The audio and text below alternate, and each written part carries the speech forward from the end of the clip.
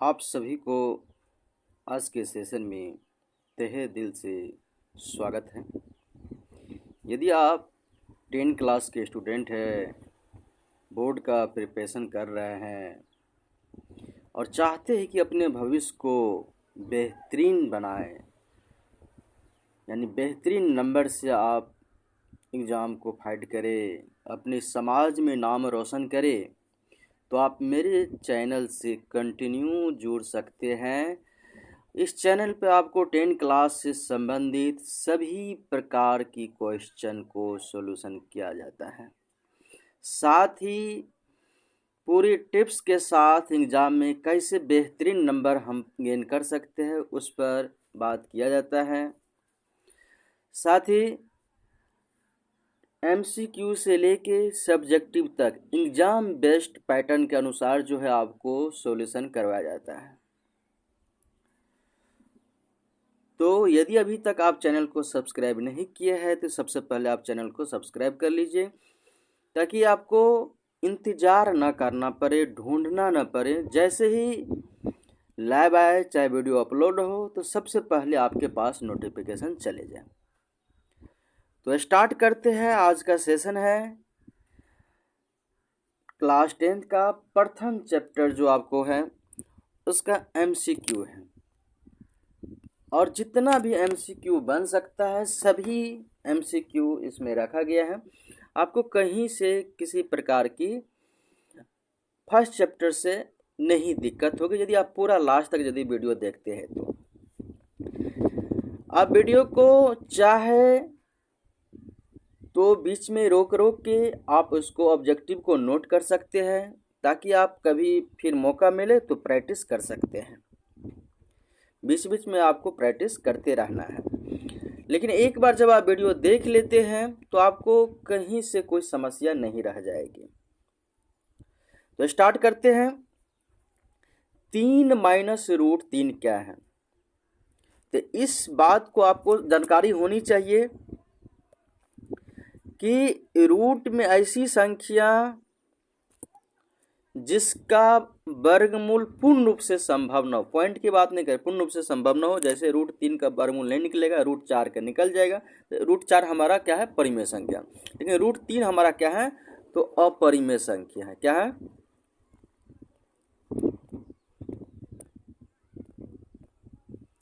अपरिमेय संख्या है।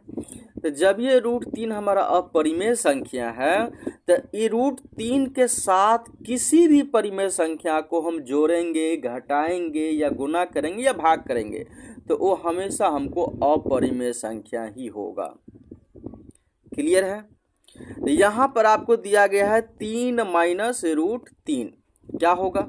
आप अच्छे तरह से बता सकते हैं। ये हमारा हो जाएगा एक अपरिमेय संख्या है। क्लियर है? नेक्स्ट क्वेश्चन है, कह रहा है कि निम्नलिखित में कौन परिमेय संख्या है?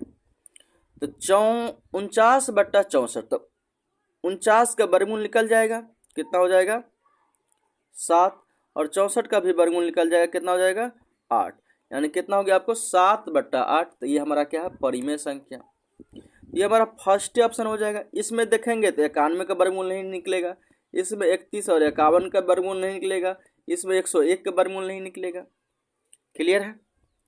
तो आपको 2 क्वेश्चन बिल्कुल समझ में आ गया होगा, कहीं से कोई समस्या नहीं रहा होगा। इस बात को ध्यान देना है। ऐसे ही हम आपको पूरे क्वेश्चन समझाएंगे, लास्ट तक आप बने रहिए। और यदि आप अपने खुद से यदि खुद को धोखा नहीं देना चाहते हैं तो मेरे चैनल से आप हमेशा जुड़े रहिए।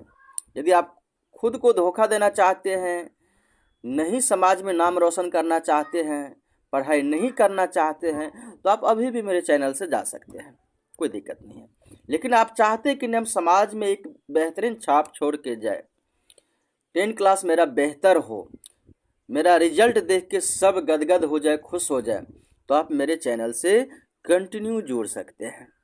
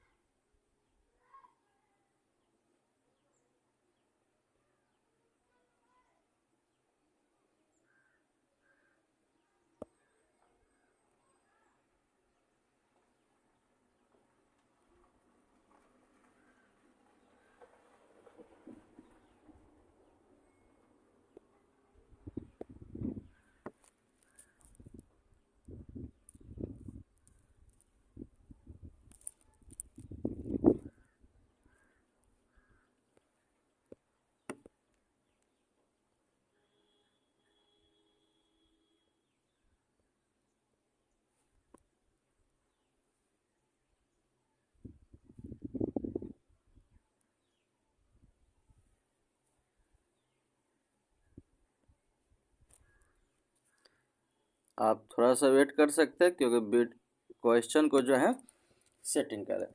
अब यहाँ पर आइए थर्ड नंबर क्वेश्चन पे। थर्ड नंबर क्वेश्चन पे जब आप आएंगे, इसमें कह रहे हैं कि निम्नलिखित में कौन अपरिमेय संख्या है। तो कौन अपरिमेय संख्या है, ध्यान दीजिए। तो यहाँ पर जब आप देखिएगा तो 36/64 इसका वर्गमूल निकल जाएगा, इसका वर्गमूल निकल जाएगा। 1/81 इसका भी वर्गमूल निकल जाएगा। लेकिन जब इसको देखेंगे तो ये हमारा वर्गमूल नहीं निकलेगा, ठीक है, ये वर्गमूल इसका नहीं निकलेगा। इसका भी वर्गमूल निकल जाएगा आपको। तो आपका आंसर कौन सा हो जाएगा,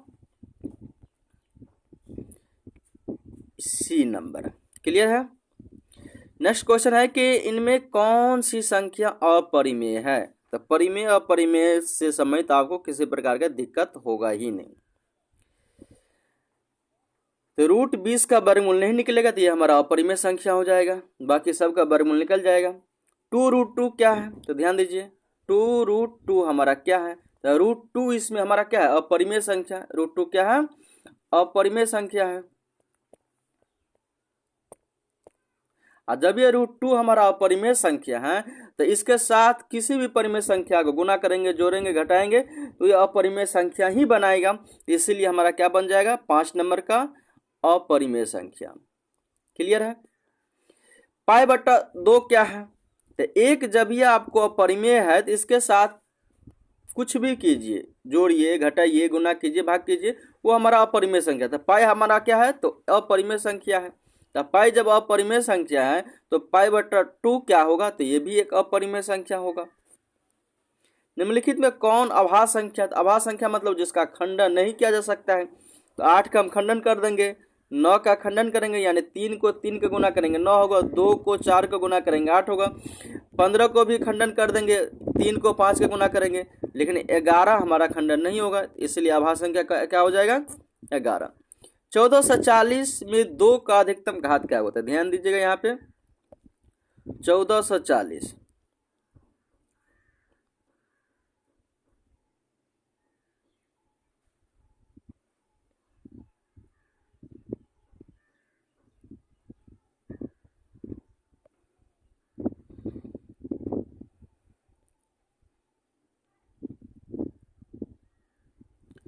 तो 1440 का जब हम यहाँ पर खंडन करेंगे तो देखिए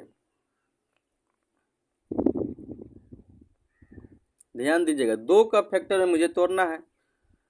तो 2 सत्ते 14, 2 दूनी 4, 36 दूना 72, 0 हो गया। फिर 2 से 18 दूना 36, फिर 2 से 90 दूना 180,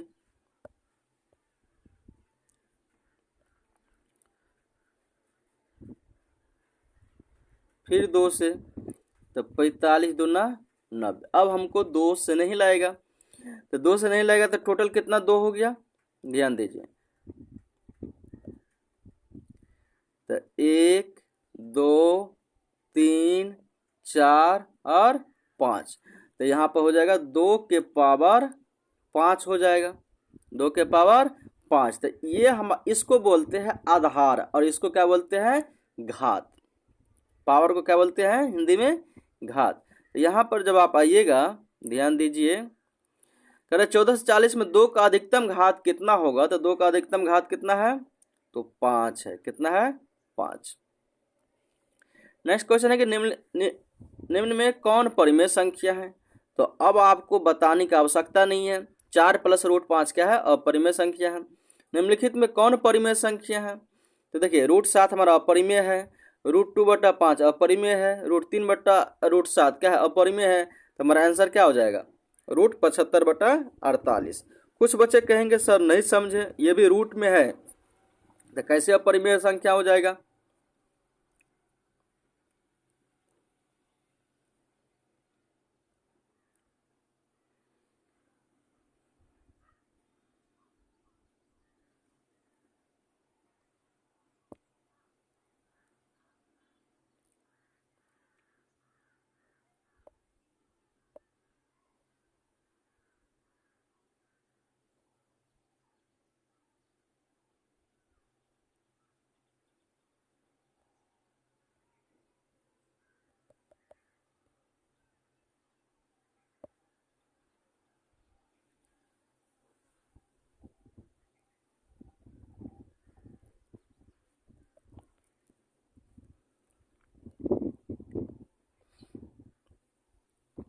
देखिए अब आपको बता रहे हैं, धैर्यपूर्वक समझिए, कोई हड़बड़ी नहीं है ना, कोई परेशानी की बात नहीं है।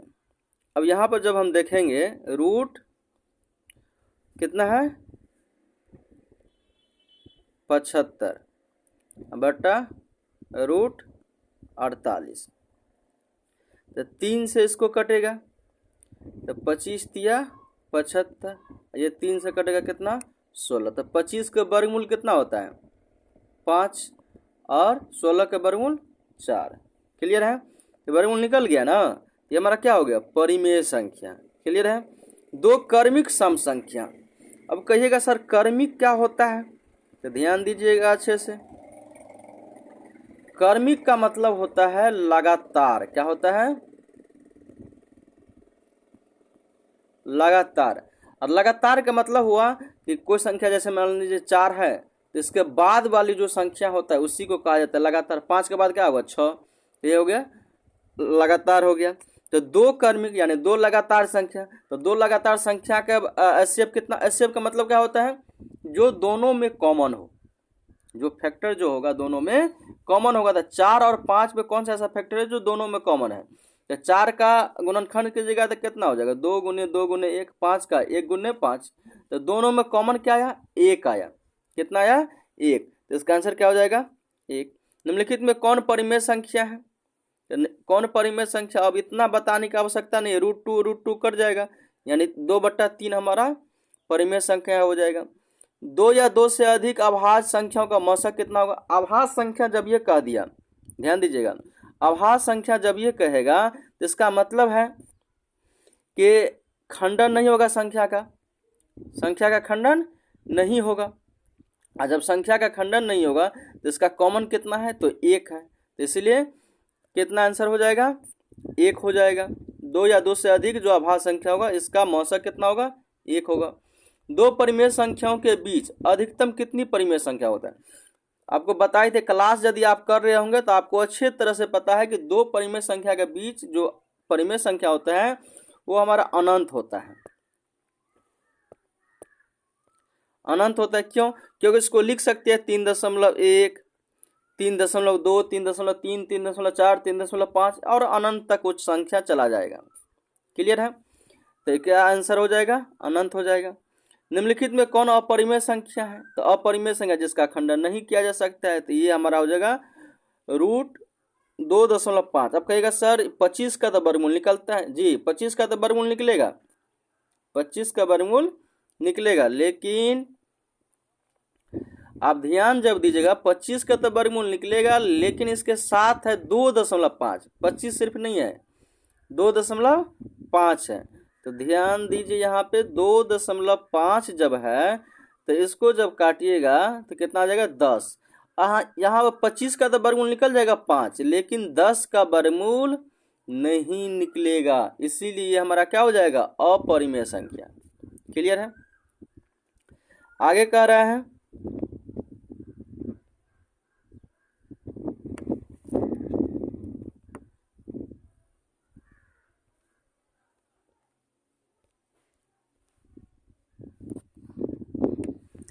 कि वृत्ताकार पथ पर 3 धावक एक ही स्थान से दौड़ना क्या करते हैं प्रारंभ करते हैं, दौड़ना क्या करते हैं प्रारंभ करते हैं।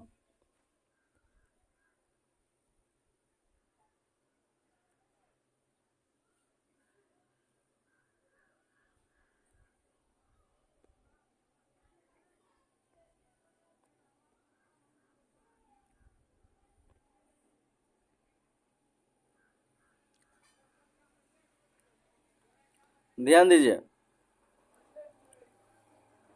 एक वृत्ताकार पथ पर 3 धावक एक ही स्थान से दौड़ना शुरू करते हैं, तो एक चक्कर लगाने में क्रमशः 1 घंटा, 3 घंटा और 5 घंटे लगते हैं, तो तीनों का प्रस्थान बिंदु फिर मिलने में कितना समय लगेगा। यानी कहने का मतलब ये हुआ, अच्छे से समझिएगा इसको, बहुत बार क्वेश्चन ये आता है, जब इसको ध्यान से समझिएगा तो जैसे एक धावक यहाँ है, दूसरा धावक भी यही है और तीसरा धावक भी यही है। यहाँ से तीनों धावक जो है चलना प्रारंभ करता है। और जब आप जानते हैं कि जब स्पीड तीनों का क्या होगा, अलग अलग होगा, तो अलग अलग समय पर फिर यहाँ पर रिपीट होगा। क्लियर है। अब तीनों का समय स्पीड अलग अलग है, इसीलिए समय अलग अलग ले रहे हैं। तो आप बताइए कमेंट करके कि कम समय कब लेगा, इसका स्पीड ज़्यादा होगा कि कम। तो निश्चित रूप से आप समझ सकते हैं कि हम ज़्यादा स्पीड में दौड़ेंगे तो हमको सफ़र जो होगा यानी दूरी जो होगा वो ज़्यादा हम कवर करेंगे। यदि कम स्पीड मेरा रहेगा तो दूरी हम कम कवर करेंगे। क्लियर है। तो 1 घंटा ले रहा है तो इसका मतलब है कि उसका स्पीड ज़्यादा होगा। 3 घंटा ले रहा है तो उससे कम होगा। 5 घंटा ले रहा है तो उससे भी स्लो होगा। लेकिन यहाँ पर क्वेश्चन ये नहीं है, क्वेश्चन है कि एक साथ तो चलना प्रारंभ करता है, एक साथ चलना प्रारंभ करती है तीनों, लेकिन फिर ये दोबारा इस पॉइंट पर कब मिलेगा। तो इस तरह का जब भी क्वेश्चन पूछा जाए तो जितना भी आपको समय दिया रहे सभी को आप एलसीएम निकाल लीजिएगा। क्या निकाल लीजिएगा? एलसीएम। तो यहाँ पे 1, 3 और 5 दिया हुआ है, ये तीनों का जब एलसीएम निकालिएगा तो कितना हो जाएगा? 15। कितना हो जाएगा?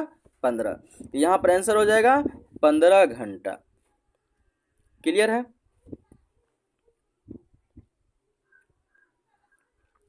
नेक्स्ट है आपको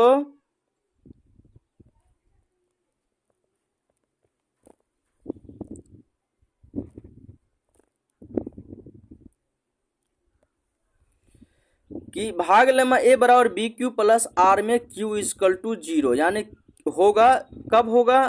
जब बी बड़ा होगा ए से, बी बड़ा होगा ए से जो है, तब ए बराबर बी क्यू प्लस आर होगा। यानी कहने का मतलब है कि हमारा भाजक जो है बड़ा होगा भाज से, तब जाके जो है क्यू बराबर 0 होगा। क्लियर है। जैसे मान लेते हैं कि हमको 6 से या 8 मान लीजिए, 8 से हमको भागा देना है 6 में। क्लियर है। तो 8 से जब भागा देना है तो ये हमारा क्या है? ये हमारा बी है, ये क्या है? ए है, और ये क्या है? क्यू है। ध्यान दीजिएगा अच्छे से। तो भागा देंगे तो भाग तो लगेगा नहीं, यहाँ पर हम क्यू क्या करते हैं? 0।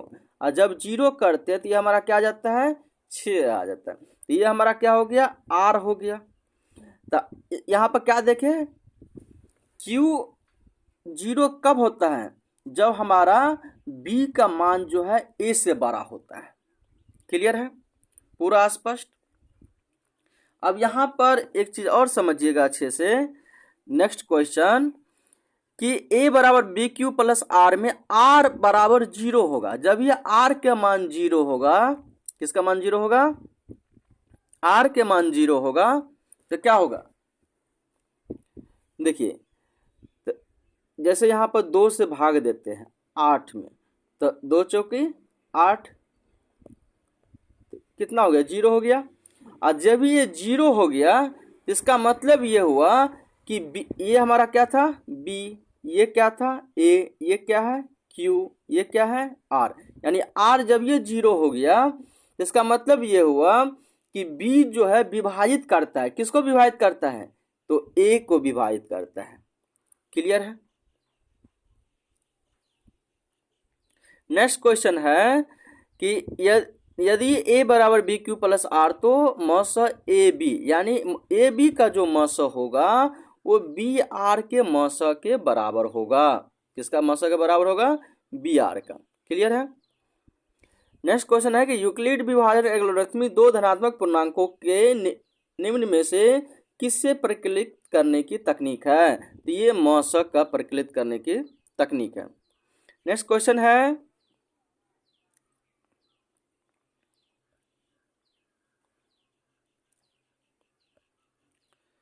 कि यदि 2 संख्या का मौस 15 है, लस 30 है, तो ध्यान दीजिएगा एक फॉर्मूला आती है, मौस गुने लस बराबर होता है दोनों संख्याओं का गुणनफल। दोनों संख्याओं का गुणनफल यानी ए गुने बी। क्लियर है। तो मौसक कितना है 15 है और लौसक कितना है 30 है। तो दोनों का गुना कीजिएगा तो पनत 45 यानी 450, यानी दोनों संख्या का जो गुणनफल होगा कितना होगा 450। तो देख लीजिए ऑप्शन कौन सा है। प्रत्येक धनात्मक सम पूर्णांक के लिए निम्नलिखित में कौन सत्य है। तो ये हो जाएगा यह 2n रूप का होता है और n क्या है तो एक प्राकृतिक संख्या, आप पुट करके भी देख सकते हैं। एक रखेंगे तो 2 के 1 के गुना करेंगे 2 होगा, 2 रखेंगे तो 2 के 2 के गुना करेंगे 4 होगा। ये क्या है एक सम संख्या है और धनात्मक करे तो धनात्मक संख्या हमको रखना है। 6250 के अभाज्य गुणनखंड में 5 का अधिकतम घातांक कितना होगा। तो यहाँ पर छोड़ देते हैं, आपका तो अभाज्य गुणनखंड आता ही होगा। आप इसको करके कमेंट में बताइए मुझे कि आप कितना इसको सॉल्व किए हैं, आप 5 का अधिकतम घात कितना लेकर आए हैं। ठीक है। ए और बी सअभाज्य कहलाते हैं यदि मौ स ए बी बराबर है। ध्यान दीजिएगा, सअभाज्य तभी होगा, ध्यान दीजिएगा, किसी भी संख्या का सअभाज्य। सअभाज्य की बात जब ये कह दे तो सअभाज्य का मतलब होगा जैसे 2 और 3 लगातार संख्या, इसका सअभाज्य। तो सअभाज्य हमेशा कितना होता है तो 1 होता है। कितना होता है 1। जैसे हम लगातार नहीं कह के इसको सअभाज्य संख्या पूछ रहे हैं। तो मौस जो होगा ए बी का सअभाज्य कहलाते हैं। तो मौस इसका कितना होगा ए बी का कितना होगा मौस, ये हो जाएगा 1 हो जाएगा। निम्नलिखित में किसका दशमलव प्रसार शांत है। तो इस शांत का जब ये सवाल आए, किसका शांत का, तो इस बात को आपको ख्याल रखना है। शांत में ये हमारा अंश है, यानी ऊपर वाले पार्ट को हम अंश कहते हैं और नीचे वाले पार्ट को हम हर कहते हैं। तो ये हर का जो टर्म है ये हमको 2 और 5 के टर्म में होना चाहिए। 2 और 5 के टर्म में, और 2 और 5 के टर्म में के अलावा यदि कोई भी संख्या आ जाती है तो ये हमारा शांत नहीं होगा बल्कि अशांत होगा। क्लियर है। तो जब यहां पर हम देखेंगे बी नंबर ऑप्शन पे, तो ये हमारा 3 आ गया, 7 या 21 यानी 7 और 3 आ गया, यानी 2 और 5 के से अलग आ गया। तो ये हमारा हो जाएगा अशांत हो जाएगा।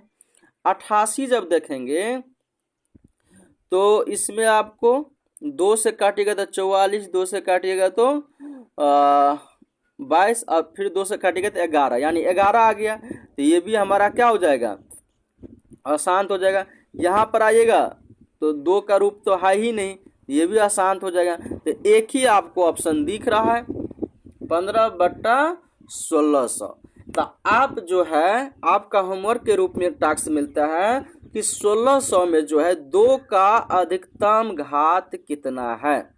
इसको आप सॉल्व कीजिए और फिर आप कमेंट करके बताइए कि 2 का अधिकतम घात कितना आप निकाले हैं। इसके बाद हम है कि 11.236564 यानी 564 पर रैंकिंग है। तो जब भी रैंकिंग का सवाल है तो हमारा एक जो है परिमेय संख्या होता है। क्या होता है परिमेय से, क्योंकि ये संख्या फिक्स होती है। अब यहाँ पर 28 नंबर में देख लीजिए, संख्या हमारा अनगिनत चल रही है ना। तो संख्या जब अनगिनत चल रही है तो आपको ये हमारा क्या होगा, कोई लिमिट तो है नहीं, इसीलिए ये संख्या क्या हो जाएगा अपरिमेय संख्या हो जाएगा। तो आशा करते हैं कि आज का जो सेशन है फर्स्ट चैप्टर से रिलेटेड एमसीक्यू ये बहुत अच्छे तरीका से आपको समझ में आया होगा, कहीं से कोई परेशानी आपको नहीं हुआ होगा। फिर भी यदि किसी प्रकार की आपको समस्या आती है तो आप हमसे ऑफलाइन के रूप में जुड़ सकते हैं। एक गवर्नमेंट टीचर है मैं, आपको जहां यूएस इकट्ठा में, यदि आप नज़दीक से आसपास से बिलोंग करते हैं तो ज़रूर आप एडमिशन करवाएं। बहुत बेहतरीन शिक्षा देने के लिए हम लोग संकल्पित हैं। फिर नेक्स्ट वीडियो में नेक्स्ट टॉपिक के साथ मिलते हैं। तब तक आप इसको रिवीजन करते रहें और अपना स्वास्थ्य पर ख्याल रखें। जय हिंद, जय भारत।